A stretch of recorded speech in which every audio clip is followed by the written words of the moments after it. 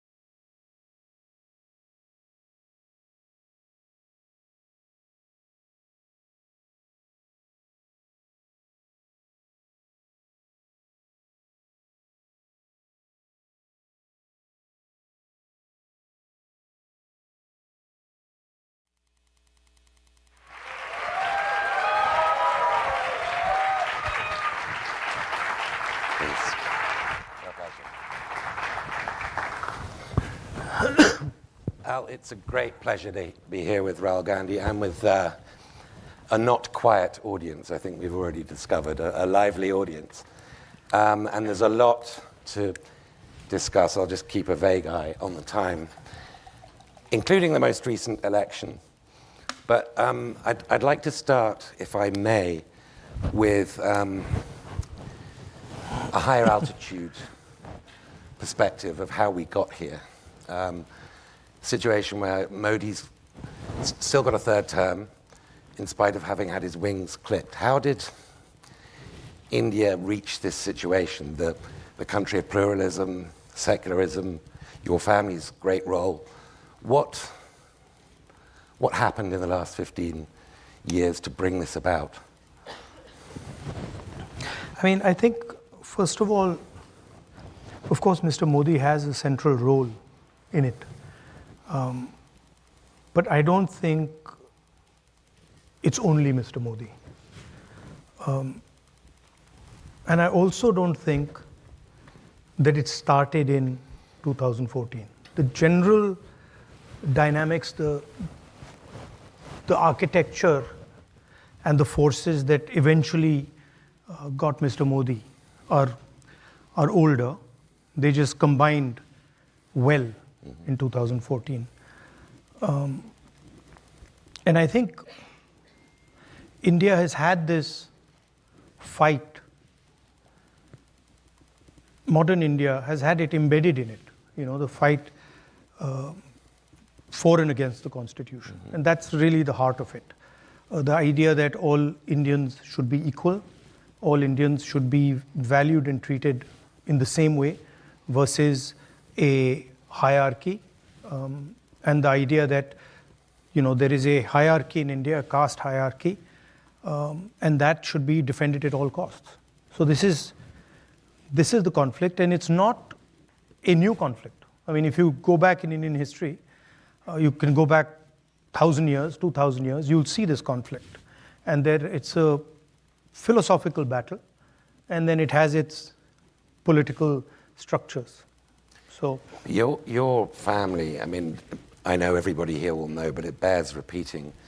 Your father was Prime Minister, your grandmother, Indira Gandhi, was Prime Minister, your great-grandfather, Jawaharlal Nehru, was leader of the independence movement and the first Prime Minister of post-colonial India, the greatest and the longest-serving Prime Minister. And your great-great-grandfather, Motilal Nehru, was obviously co-founder of Congress and therefore of the independence movement. There's nobody better than you, and looking back at your family history and at the sort of dramatic saga of India post-independence and pre-independence, to sort of stand back and ask, well, were there moments where, because your party was so much the natural party of government, that it became complacent, that it wittingly or unwittingly helped pave the way for this extraordinary period of Hindutva, which we'll get onto in a moment, may be receding, may or may not be receding, but is the self-analysis Congress should do, even now, to figure out how we got here? No, look, politics ebbs and flows, right? And it's a contest, it's a competition, and you go up and down in that competition, and that's just part of it. I think the way I view it, that this has given us and the India alliance as a whole a lot of space to think about how we go forward. I think the politics in India has fundamentally changed. And so, from our perspective, what we see, and some people would agree and some people would disagree, but what we see is that there's a clash of visions. We don't agree with Mr. Modi's vision. We fight it. And for us, we are trying to now put in place the basic foundation, the basic building block of a new vision for the country. And the Congress Party has periodically done this.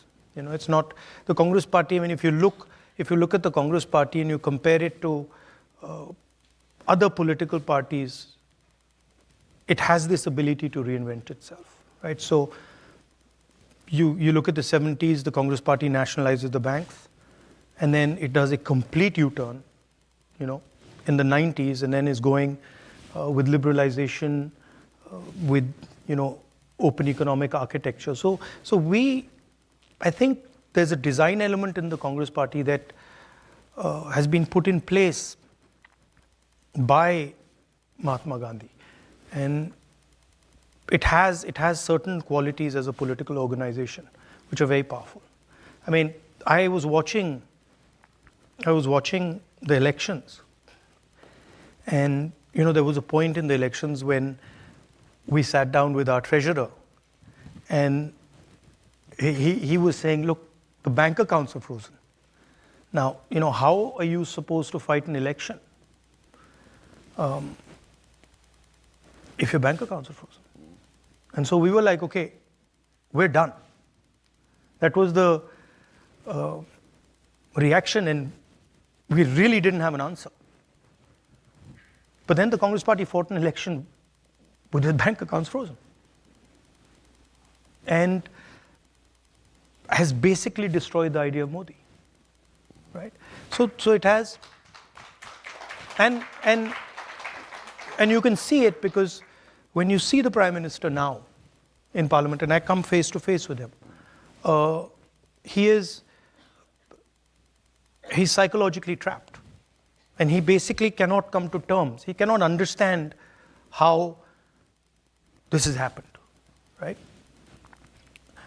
So it's, for me, sitting in the Congress Party and watching it is quite an amazing thing, because it's a political party, but then it's a whole set of ideas. And now looking back, I mean, I realized that the Congress Party fought the British Empire.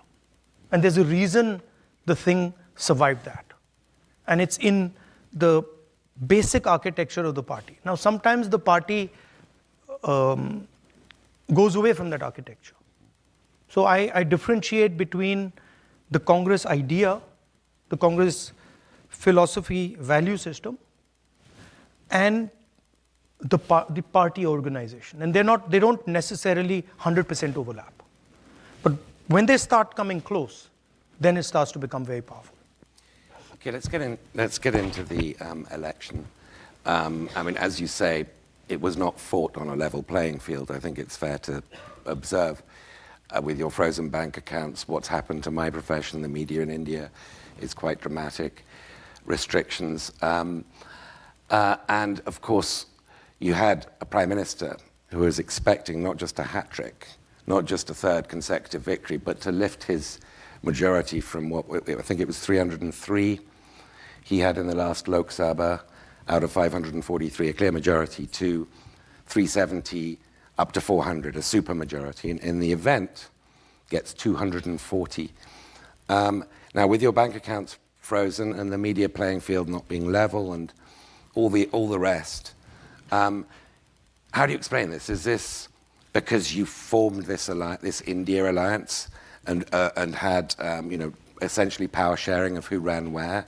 Is it because the fruits of growth really weren't trickling down to most Indians in what is objectively a very high-growing economy? Or was it a more principled thing, backlash against Hindu nationalism? Was it all of these or something I haven't mentioned? No, multiple things came together, right?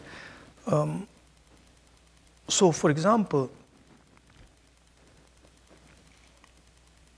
prior to the election, we kept stressing on the idea that the institutions have been captured.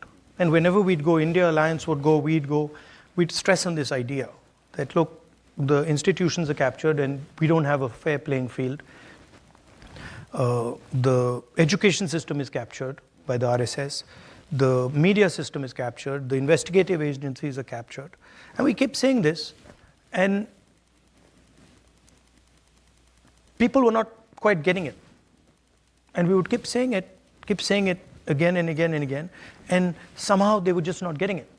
And we couldn't understand why, because we were like, it's obvious to us, it's obvious to them, and something wasn't working. And then in one meeting, one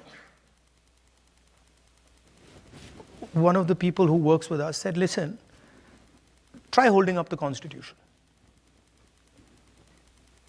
And so I started holding up the Constitution. And everything we had said suddenly just exploded.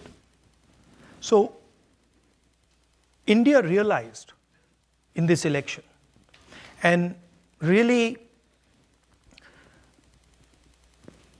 I mean, not to divide it so crudely, but poor India, disenfranchised India, oppressed India, that India, it understood that if the Constitution goes, the whole game is gone.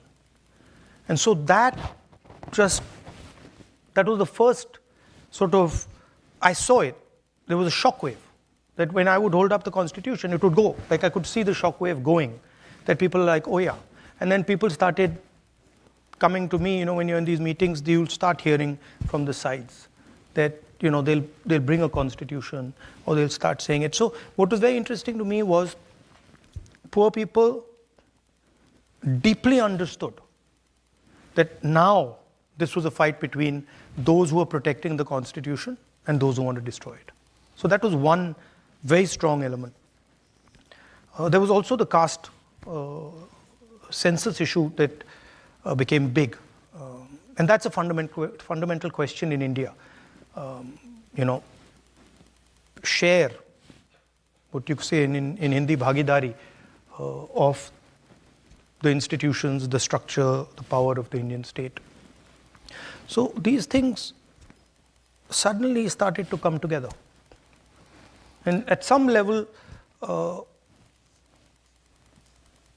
I was frankly blown away by the wisdom of India.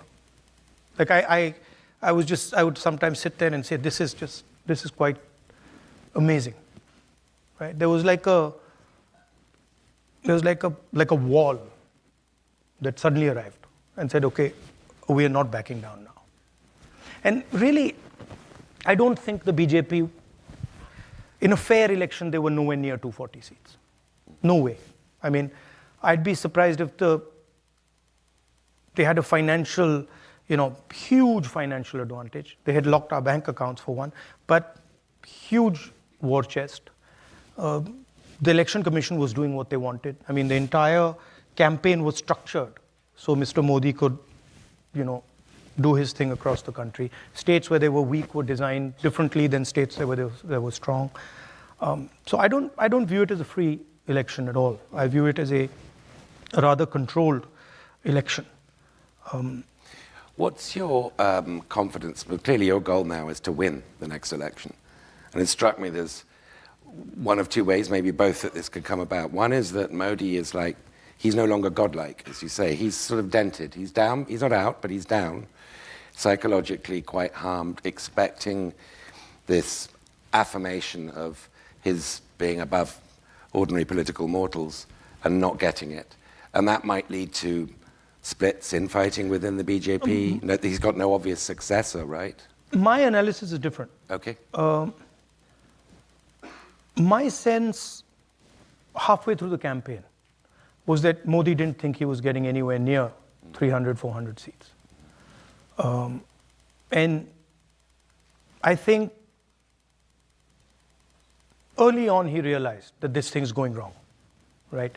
And we were getting inputs from the regular sources, some of the intelligence agencies we were getting some of that information. It was pretty clear that they were in trouble. And so there was this internal thing going on in the Prime Minister that I could see. And psychologically, that how is this now happening? Because he's a person, as you know, he was in Gujarat many years, never faced political adversity, then Prime Minister of India, and suddenly this idea started to crack. And we knew when he said that, I speak directly to God, we knew that there had been that we had actually blown him apart, right? And that the psychology had gone. And so people think that, well, this was the Prime Minister sort of saying that, look, I'm special, I'm unique, and I talk to God. But that's not how we saw it. Internally, we saw it as a psychological collapse that, what's happened here? How is this thing not working? And it's not just the Prime Minister, it's deeper than that. So what has happened in India, and you'll see it, is that the coalition that brought Mr. Modi to power has collapsed. It's broken right down the middle, right? So you'll see in these elections that they will struggle. They will struggle, yeah. Because the basic idea that Mr. Modi is running a government for the people of India is gone. Now the idea has been replaced. 2-3 ideas have replaced it. Number one, that there is a huge nexus between the government and 2 or 3 really large businesses. 2, that the lower castes, particularly the OBCs and the Dalits, have been taken for a ride. And this is a very strong, right across the board. And I mean, we poll it, we can see it. You promised during the campaign a caste census so that you could then update the share of public sector jobs. Well, you could expand the share of public sector jobs reserved for lower castes. See, there's the elephant in the room, right? Is when we talk about capture of institutions, when we talk about businesses, when we talk about the media, the elephant in the room is that 90% of India, OBCs, Dalits, Adivasis, they don't play the game. They're not even in the game, right? And that's really the elephant in the room. So the caste census is a simple exercise. And actually, it's more than the caste census. Caste census is one of 3 ideas. It's a simple exercise to say, okay, we've been, we got independence 1947. We've been going for a while now. Let's see how have the lower castes, backward castes, Dalits, how have they integrated into this system? What is it actually that they're participating in? And frankly, we've got the data. We've done our homework, we've got the data. And I can tell you, out of the top 200 businesses in India, right, there's almost no ownership of 90% of the population. I can tell you that in the highest courts of the country, there's almost no participation of 90% of India. I can tell you that in the media, national media, anchors, journalists, there is zero participation of lower caste, OBCs, Dalits, Adivasis, right? So, and the people know this. It's not that this is not known. the large mass of people understand this, and they look at India and they say, okay, where is our participation? And the idea of the caste census is simple.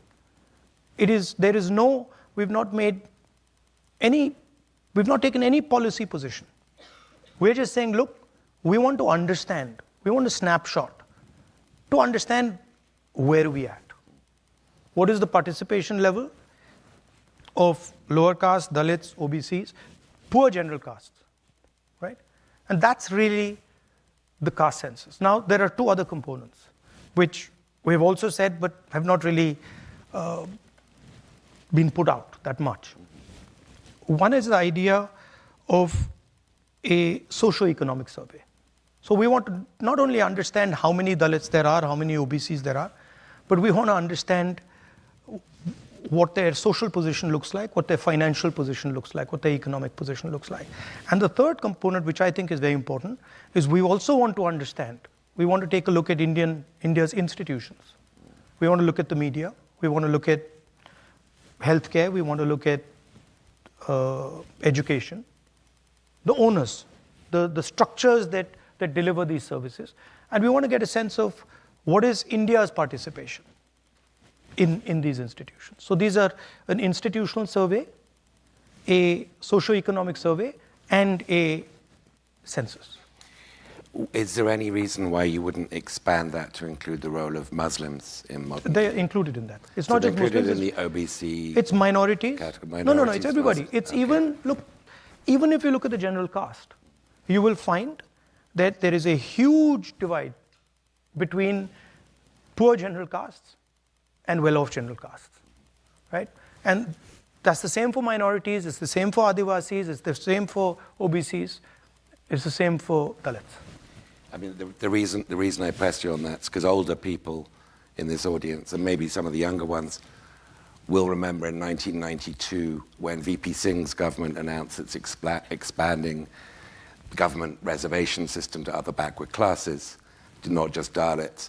That's when L.K. Advani, the BJP leader, launched his Rath Yatra on Ayodhya, which resulted in the vandalism, the destruction of the Babri Masjid. So there is this sort of chemical interaction between caste and Hindutva reacting against it, mostly upper caste-led Hindutva.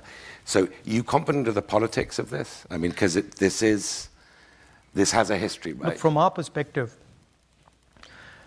if we talk about a nation that is going to progress, and if we talk about India becoming a modern nation, we have to ask the question about participation of 90% of our population. We can't just ignore it, right? There's just no way we can ignore it. Because frankly, if we go down this path, it's not sustainable, right? So it's not a question of caste or religion or Hindutva or anything else. It's a question of fairness. I frankly, as a politician, I don't want to live in a country where 90% of the people do not have access to opportunity. I'm not interested. So that's my position. And of course, many people would disagree with it. Many people would say, and the BJP and the RSS do say, that look, don't ask this question. Let a small minority of people just take all the fruits of the country. Now that's the fight, right? I mean, Mr. Adani and Mr. Ambani are a small component of that. They are a huge component in the business world, but they're a small component if you look at the entire picture. Mm-hmm. I want to keep an eye on the time because I want to leave at least 20 minutes for questions. So we've got a couple more from me, if I may. Let me play. Can I just say one Yes. more thing? I'm of the view, and I think most people who are involved in this will agree with me, that this is now an unstoppable idea. So if somebody thinks that now they are going to stop 90% of India from asking these questions, from demanding a census, from asking the question about how much participation do they have in our institutional structure, I don't think it's going to work. I think that the pressure is way too powerful. But assuming, and I'm sure you're right, that this survey does produce the kind of picture in detail that you've just outlined, what would be the policy implications? Would it be larger reservations for...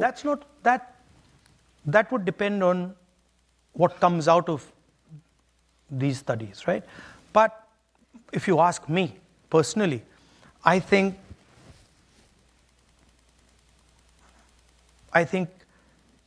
seriously increasing the amount of money the government of India spends on education, seriously increasing the amount of money the government of India spends on healthcare, providing a basic minimum to our people. Look, I'll tell you something, that just blew my mind. There's the NEET exam in India. Have you heard of the NEET exam? Okay. So I started studying the thing, and I got some people to start looking into it in detail, right? And it's mind-blowing what's going on, right? Do you know the pass mark of the NEET? 22%. Okay? So now this is how it works. If you get 95, 97%, you can go into any medical college you want. Okay? If you don't get 95, if you're not right up there and you get 95, 90, 85, 80, and you don't have money, you're not getting into medical college. And if you get 20% to 40% to 50% and you got money, going straight in. That's not an education system I want. That's not an education system I think India should have, right? So I don't think there should be an education system that is determined simply by whether you can pay 2 crores, 3 crores, 4 crores to get in. I think that's destructive to India. Now, it's the same with the healthcare system. One of the great, for friends of India and Indians in India, and overseas Indians, one of the great worries about India in the last few years has been the health of Indian secularism, the survivability of India's secularism, and the belief, I think, that your family and the independence movement in general embodied, that India is strong because it's plural and diverse, has now been, at least partially, to some extent, greatly supplanted by the idea of a much more uniform Hindu majoritarian India. Now, you've talked recently about the store of love, and I think as a sort of rhetorical counterpoint to the implication that the BJP represents a store of hate. My question to you is, are you updating your idea of what secularism is to suit the times we're in, the challenge that you're facing? Because this is a very different challenge. By the way, it's not a rhetorical idea. Okay. It's a practical idea. Mm-hmm. I don't think there's anything rhetorical about it. I walked from Kanyakumari to Kashmir, right? And halfway through that walk, I started asking myself a question. And I was in politics from 2004. And I started asking myself, why have I never used the word love as a politician? And nobody uses it, right? We use anger, we use hatred. Every day you can read it. Nobody uses love. And then I was like, well, let me try. It works. It works much better than hatred.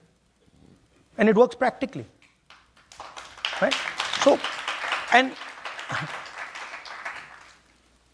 I can't stress to you how effective and how powerful it is. So it's not a rhetorical thing. Love and affection are values that everybody accepts. Everybody feels. You feel it for your family, you feel it for your country, you feel it for your friends. So why is it not in the political lexicon? Right?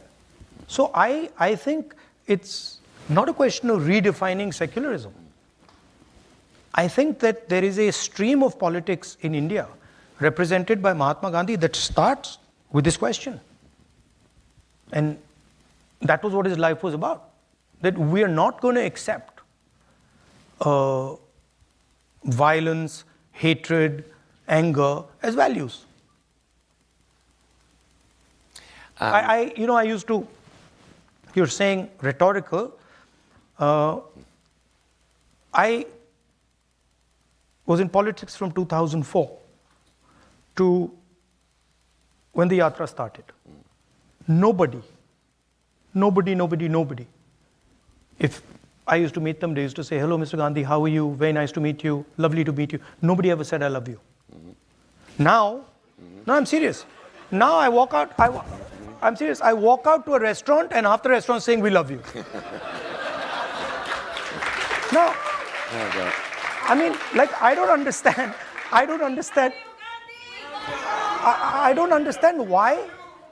why is it like, it's sort of some complex, right? That politicians have, that somehow they're not allowed to show affection for people, or they're not allowed to be affectionate, they're not allowed to be loving. And I discovered that, I did it in my yatra, and it's changed my way of looking at my work completely. So I think it's a very powerful thing.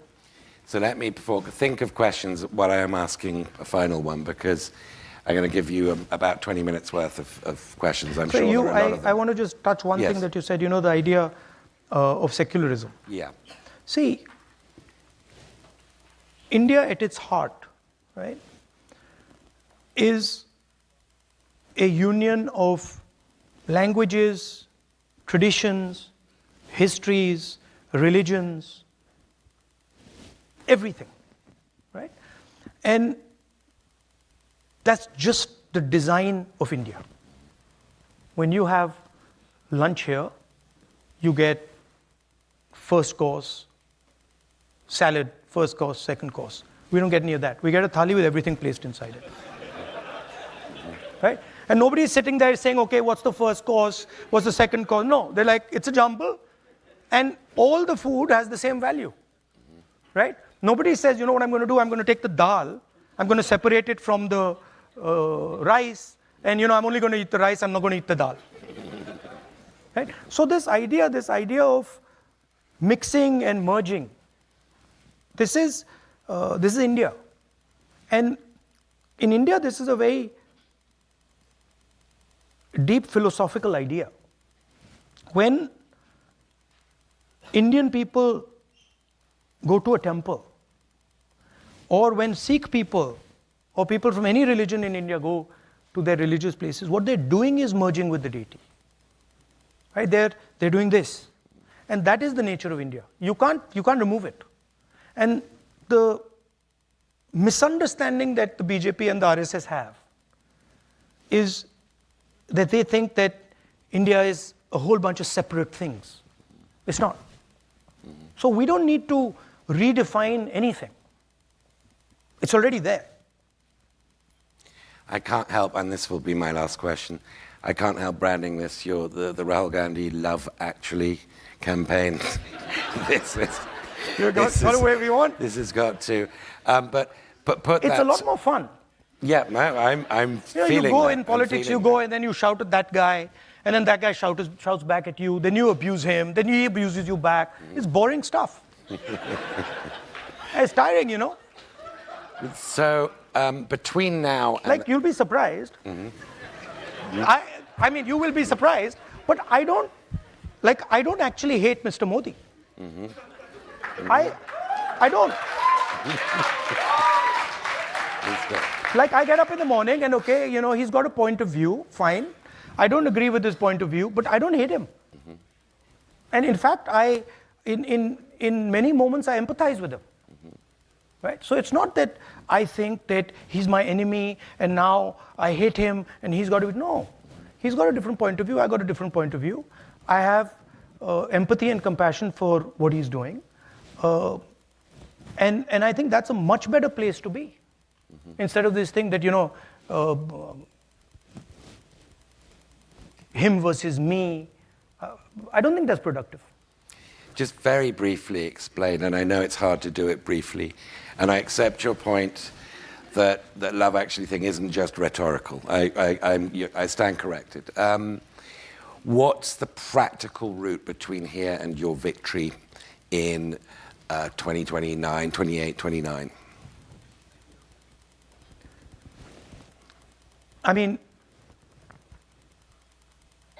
giving India and it's not just me, it's millions of people, young people, giving India a vision that gives them hope.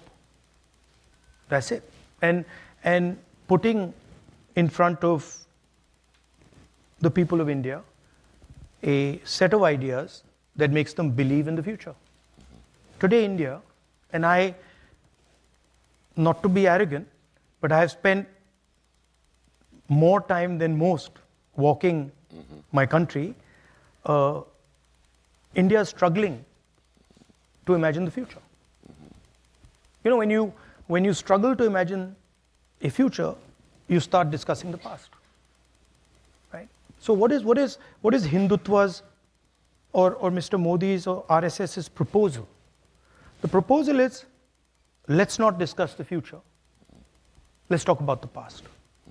And that's very dangerous for a country like India, the scale of India, and it's also boring.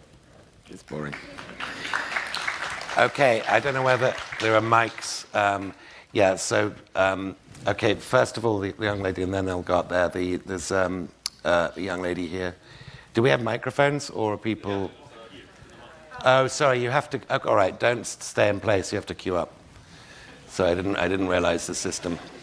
Oh my God. Yeah. Okay, yeah. So we need them to be efficient questions. So, oh my goodness, this is a movement. because of the volume of questions, please keep them as short and direct as you can. Yes, please. I wanted to ask you to elaborate on your definition of secularism. Is it the absence of religion in the state, or the civil equality of religion within the state? And I specifically wanted you to apply this definition to the Uniform Civil Code, because that is a very important topic in India today. And how would, if Congress did achieve a majority in the parliament, how would Congress go about reforming and creating their own Uniform Civil Code if they do want one? Look, thank you.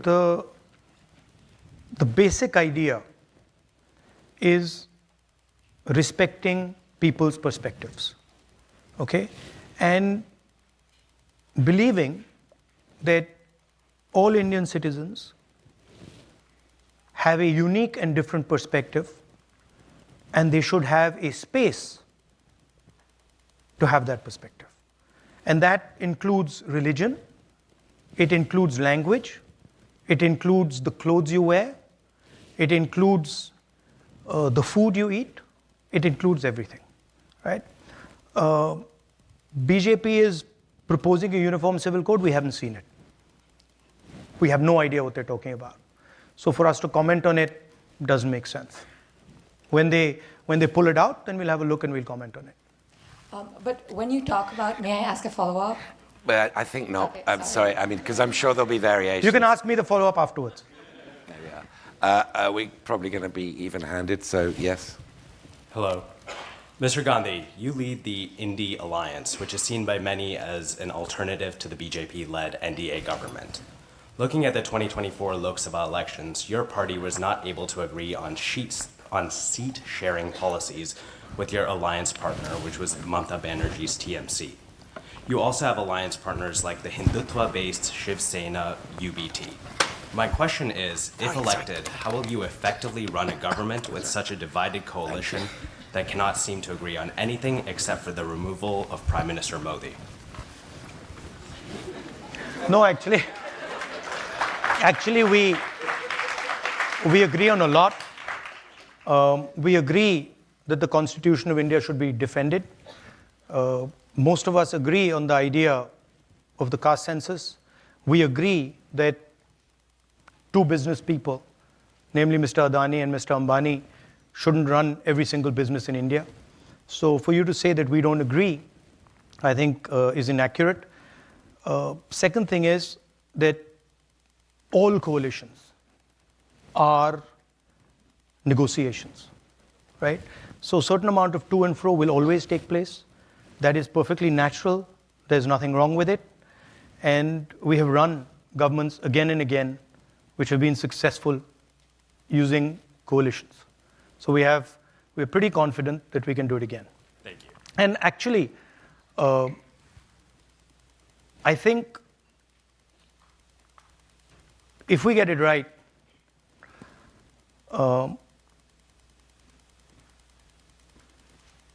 we would, sorry, it's not India Alliance. That's a BJP framing. It's India Alliance. What's the last word stand for? What does the A stand Alliance. for at the end? So wouldn't it be redundant to say India No, Alliance? it's not. It's not. Because the whole idea of the alliance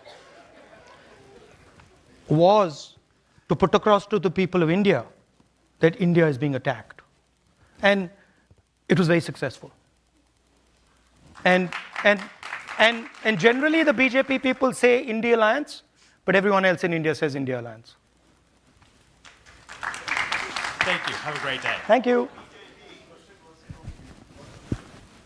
Yes, please. Hello, Mr. Gandhi. Welcome to the Hilltop over here. My name is Nikash Harpanhalli. I am from Dallas, Texas, and I'm gay and Indian American. Last October, the Indian Supreme Court refused to legalize same-sex marriage. So my question for you, as well as Congress, as well as the India Alliance, is what is the future for Congress's policy towards gender and sexual minorities on the subject of love? What might that future look like in the next 4 years as BJP government continues? And on that same subject, what is the role of Congress and other interlocutors in promoting a freer, fair, and more loving India? No, I think I can't really comment on a Supreme Court judgment. But what I said earlier, from our perspective, what you want to do, how you want to live your life, what religion you want to follow, what you want to wear, what your sexual preferences are, is your business. It's not our business. And for us, we would defend your right and everybody else's rights to express themselves and to live in a way they think fair. As long as you're not disturbing other people, being violent, being aggressive, we tend to accept it. Thank you. Welcome to Georgetown. Thank you. Just before I'm taking the next question, given the weight of questions, am I allowed to extend this to 5:10? Because we started at 4:10. Is that all right with you? Yes, and it can extend. So I know I'm looking beyond you, but I should ask you first. And the answer is yes. Yeah, it's fine. Good. Yes, sir. Who should be the face of the whole party? Do you think you're the best leader to be able to take on Modi, or is there someone better? I mean, our position in our alliance is that we are not going to answer that question until we won the election. And there are multiple people, very talented people in the India Alliance. So we're not, because the moment we start that discussion, right, it opens the space for the press and the BJP to create issues. So our decision is that we're not going to raise that question.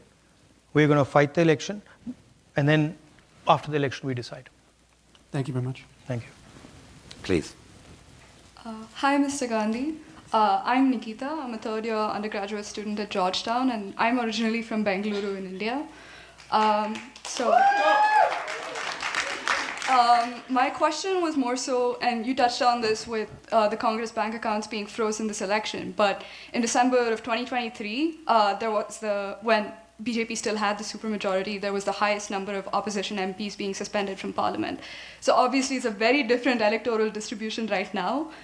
So my question is more so like, how has your ability to exercise your right to free speech changed? What have you observed? And how is the opposition able to better fulfill its constitutional duties? Look, there are two different issues, okay? One issue is fighting and winning elections.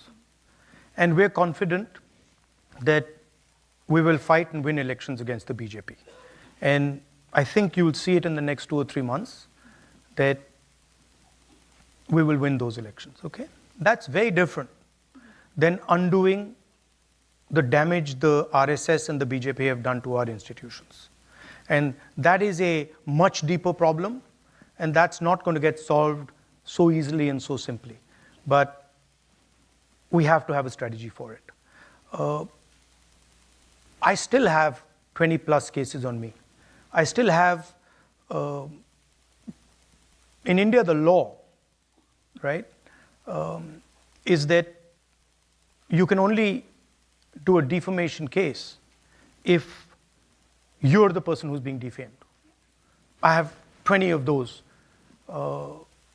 filed by people who I haven't defamed, right? So there's a huge set of structures that are being used to attack the opposition, investigative agencies, legal system, and that continues. That hasn't stopped.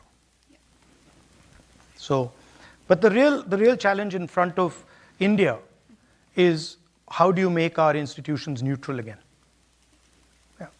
Thank you. Thank you. I'm right in thinking that lots of people who called Modi objected to what you said about Mr. Modi, right? There are different libel actions from people called Modi, or is that a misreporting? No, I mean it's a legal case, so I'm not going to go into the details of it, but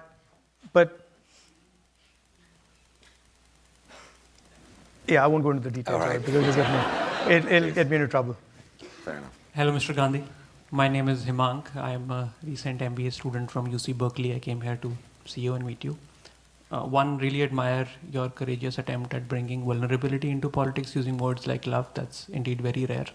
I also did a small census in my class of all the Indians who were in my classroom.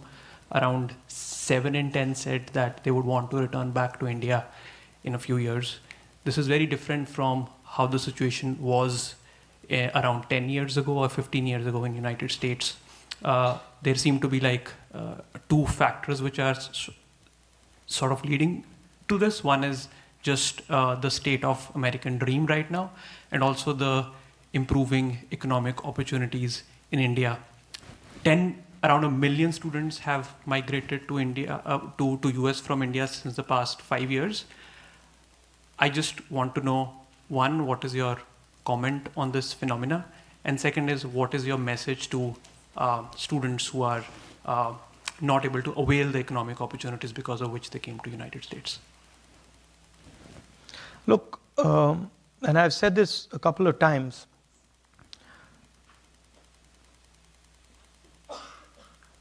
if you looked at global production in the 40s, 50s, 60s, you would find that it was carried out by the United States and by the West. Okay? If you wanted to buy a car in the 60s, you'd want to buy an American car. If you wanted to buy a refrigerator, you wanted to buy an American refrigerator. And the West and India handed that over to the Chinese, right? So the reality is that the cell phones you're using, the shirts you're wearing, the shoes you're wearing, most of them are not made in the United States, they're not made in Europe, they're not made in India, they're made in China, right? So there are 2 activities that countries can do. One is the organizing production. The second is organizing consumption. China organizes production. The West, India, America organizes consumption. China also organizes consumption. So Uber is organizing consumption. Ola in India is organizing consumption. Foxconn is organizing production. Elon Musk organizes production. The components of his car, of course, come from China. The batteries come from China. The motors come from China. And the problem is that a large country like India simply cannot get away with not organizing production. It just won't work because you will not create the amount of jobs that you need. That's what's happening. So if you look at India, you'll find that there is an IT industry. 1% of the population, 2% of the population, 3% of the population. But if you're a young person who wants a blue-collar job, it's not available. And the only way that job is going to get available is if you start producing, right? And India has just stopped producing. You look at our top businesses, Adani, Ambani, the big guys, they don't produce anything, right? So that's the real question. Now, there's a whole set of structures that don't allow production. Our GST is anti-production. Our GST is entirely designed to incentivize consumption, right? So you have to change completely the architecture of what you're doing. Our district, we call them district collectors, right? They should be district producers,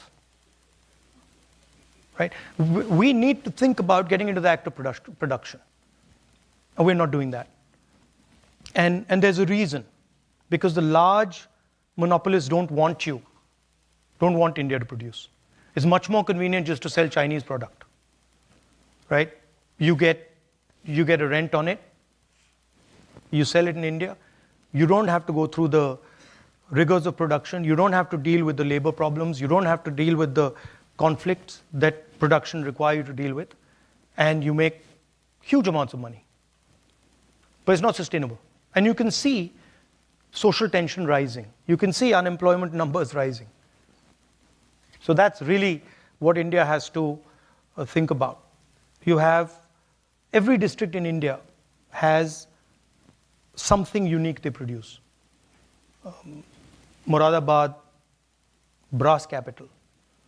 Mirzapur, carpets. Bellari, jeans. Surat, diamonds, right? Now, the Indian government has forgiven 16 lakh crores in bank loans to 25 business people. How many of those people were actually producers? How many small businesses were forgiven their loans? How many medium-sized businesses were forgiven their loans? Not a single one. Even farmers, who are basically producers, their loans have not been forgiven. So my question is, why should 20 people, 25 people, get a free gift of 16 lakh crores? For what? What have they done? And if you're giving them that gift, give it to other people as well. Right? So these are the type of questions that India will have to deal with. Now, to say that India can't produce is wrong. Because I can tell you examples where India is producing. I can tell you that Tamil Nadu does quite a good job at production. I can tell you that Pune does quite a good job at production. I can tell you parts of Karnataka are pretty good at production. But the entire system is designed so that they can't succeed. Try. Go and talk to some of the guys. Go and talk to some of the guys who are trying to build automobiles and scooters in India and see what they say.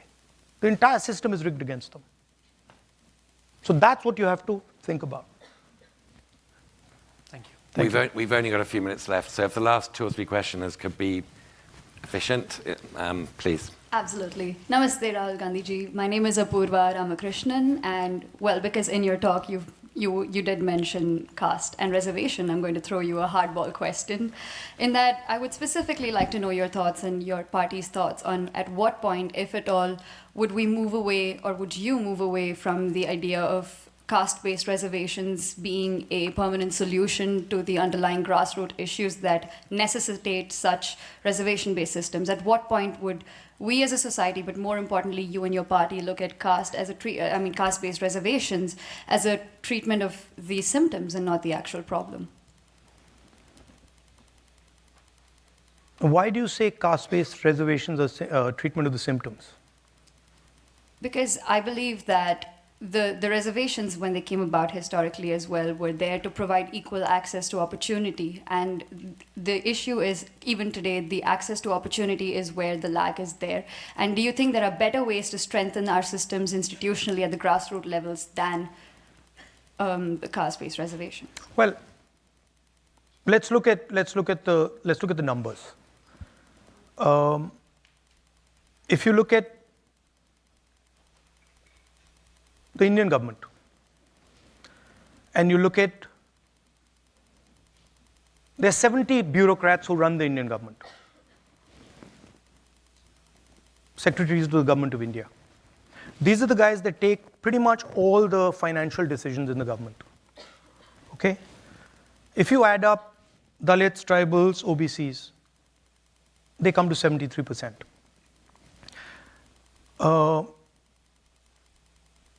Out of 70 people,